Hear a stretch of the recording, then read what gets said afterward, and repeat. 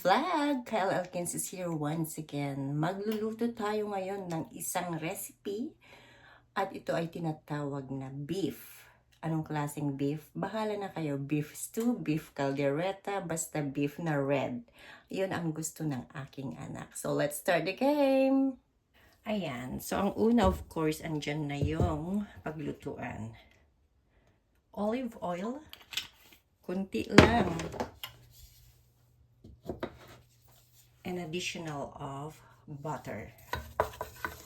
Bakit naglalagay tayo ng butter? Yun daw ang pampalasa.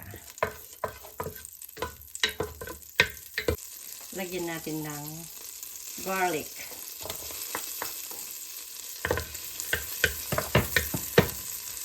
Let it brown. Hintayin natin na a little bit mabango-bango. So, pag okay na yan, nagba-brown na, we will add the onion.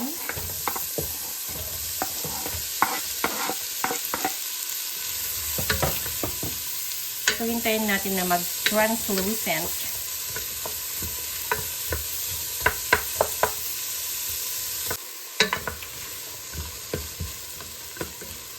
We're going to put the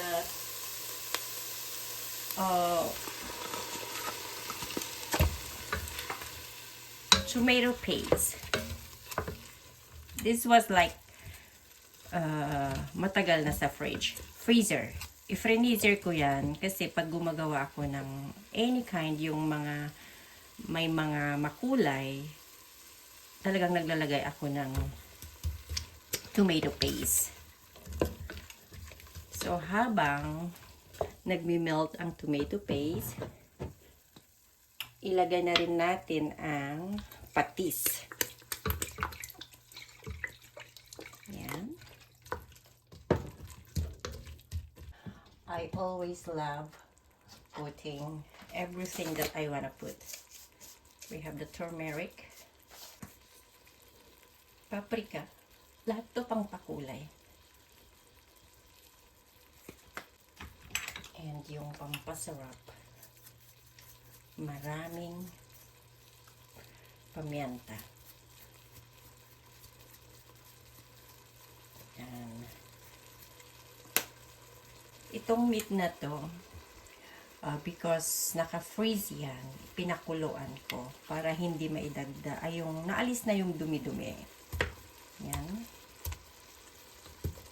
Bakit ko inisa-isa? There's a water at the bottom para hindi na maidagdag ulit yung tubig kasi madugo-dugo talaga ang beef meat.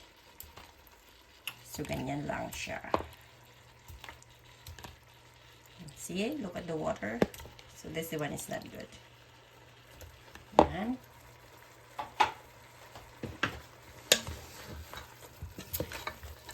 So, ganito lang siya. May kunting lasa na. This is not the final touch actually. So, lutuin lang natin to ng 1 oras. Bakit 1 oras? I-simmer natin. Hindi yan mapakuluan ng malakas ang apoy. Simmer.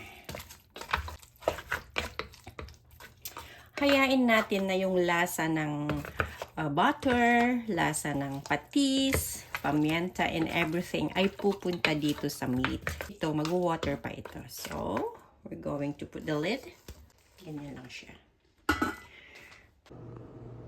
So, I have pepper, carrots, and potato. Ito yung mga sangkap na ilagay sa ating stew. Or caldereta, or mechado. Basta, beef siya. Masarap yun. Kung ano mang klaseng pangalan, gagayahin lang natin kung ano yung ilalabas ng aking utak. Alright, let's check. Hindi pa naman natapos ang 45 minutes but we have to check. Baka didikit sa ilalim. Yan. So look. Nag-water na siya.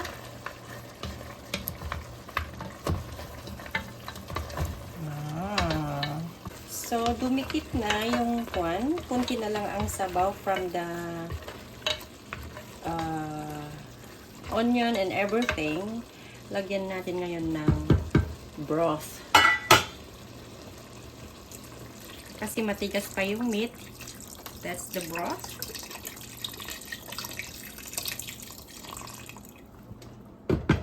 Lagyan natin ng tomato sauce. Kalahati lang. So, pakuluan ulit ng another 30 minutes. Dahil matigas pa yung meat. Ayan.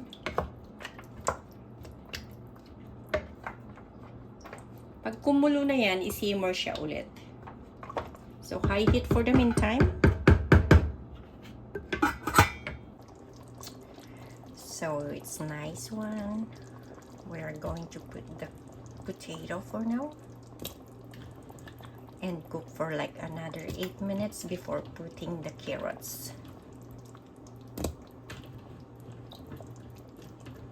And I don't know still the taste, but I can see it's yummy. Yan.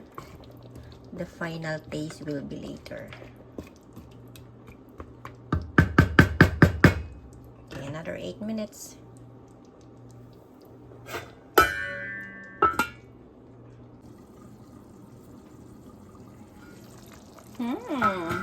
Mabango-bango na. So now, lapit nang maluto ang potato. Ilagay naman natin ang carrots. So this one's just a matter of 5 minutes.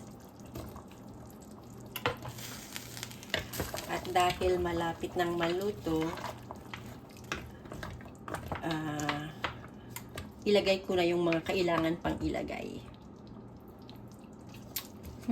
Kulang ng asin or patis.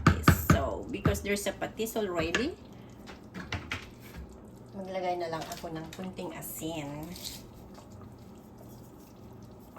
Yan. So, lalagyan ko ng kunti lang. Magic syrup.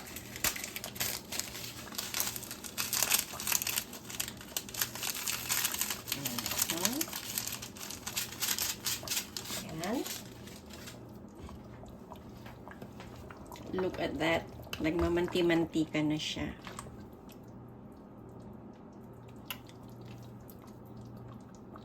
Malambot na siya. Pampatamis kunti, raisins.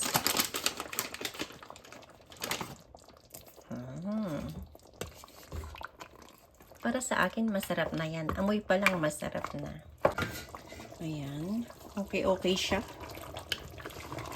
Alam ko na naluto na siya. And the thing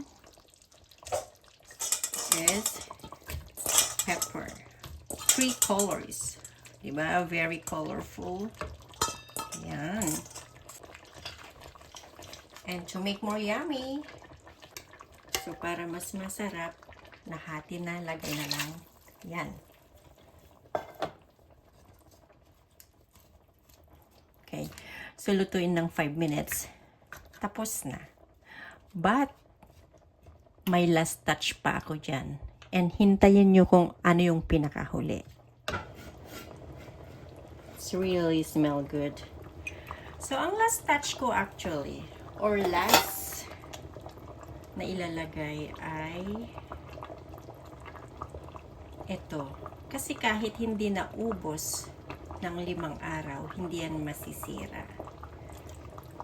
Vinegar. Yan. So, pakuluin lang natin hanggang kulong-kulo talaga. And then, done. May green, may red, may orange, may yellow.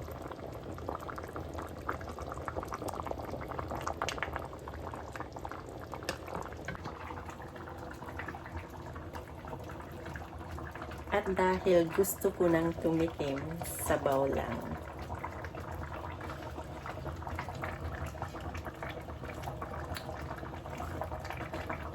For sure, magugustuhan ito ng anak ko. Ang sarap. Again, thank you so much for watching and see you next time.